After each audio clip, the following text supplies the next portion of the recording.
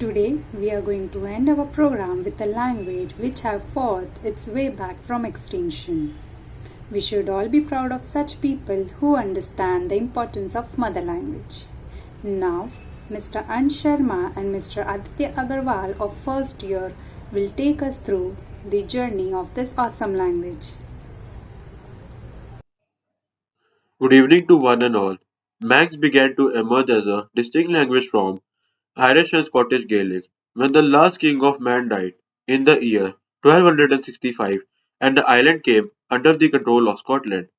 It passed between England and Scotland until in the year 1405 Henry IV gave it to Sir John Stanley, Lord Lieutenant of Ireland and an influential Lancastrian supporter.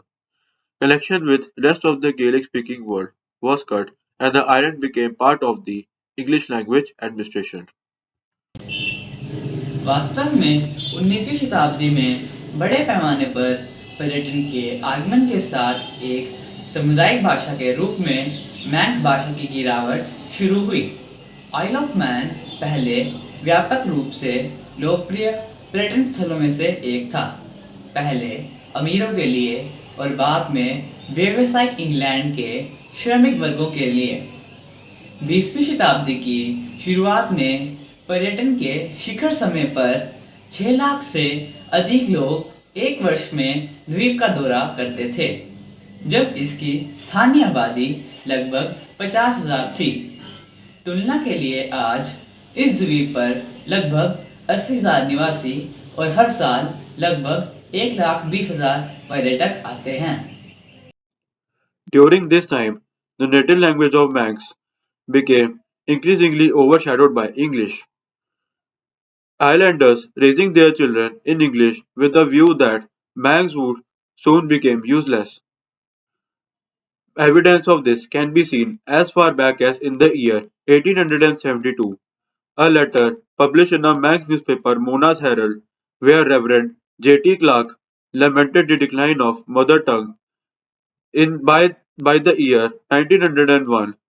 Only 9.1% of the population claimed to speak Manx, and over the next 2 decades, the figure quickly dropped to 1.1% according to official census figures. 19वीं सदी के मध्य में आई मंदी के दौरान द्वीप पर गरीबी ने इस भाषा और आर्थिक गिरावट के बीच के संबंध को मजबूत किया, जैसे कि कोई लुप्तप्राय भाषा के साथ होता है। मैंक्स लोगों को यह सोचने के लिए मजबूर किया गया कि उनकी भाषा बेकार है। ये नकारात्मक दृष्टिकोण समुदायों को आत्मसात कर लेती है और उनकी भाषा को छोड़ने का कारण बनता है। हालांकि 1974 में अपने अंतिम देशी वक्ता की मृत्यु के बाद से इसे मृतकों में से वापस लाया गया है और अब यह एक जीवंत भाषा समुदाय का हिस्सा है। हम बुला लेते हैं हमारी अति प्रिय भूतपूर्व छात्रा कुमारी विशाली शर्मा जी और वर्तमान पहले साल के छात्र सुमेश गुप्ता जी को कि वे हमें प्रस्तुत होने वाले सामूहिक गीत के बारे में अवगत कराएं। Thank you, sir. The song Irene Crane is from the album Terries, which is released in the year 2016 and is written by Mr. Bob Carswell. It is arranged and performed by Miss Ruth Kagan, Mr. David Pierce, and Miss Vanessa Hutchinson. It is filmed on Isle of Man by Mr. Samuel Hurd. This beautiful contemporary song has become very popular in the Manx traditional music scene in recent years, and deservedly so. The lyrics describes the sunrise over the sea, which is the hour when the day appears. The beam scatters across the ocean, the light reaching far and wide.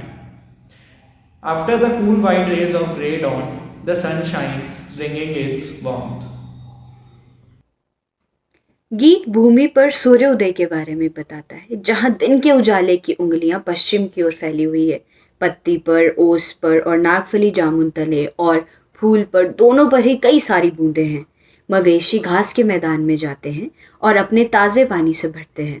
प्यारे नन्हे मनीन में सूरज, जहां जमीन और समुद्र आराम में हैं। सुबह की ओस भाप के रूप में उठेगी और दोपहर की गर्मी में झलमिलाएगी। द्वीप दोपहर में कितने सुखद हैं, मुझे उस गर्मी से प्यार है जो ज़मीन पर आ रही है। तो अब प्रस्तुत है सामूहिक संगीत।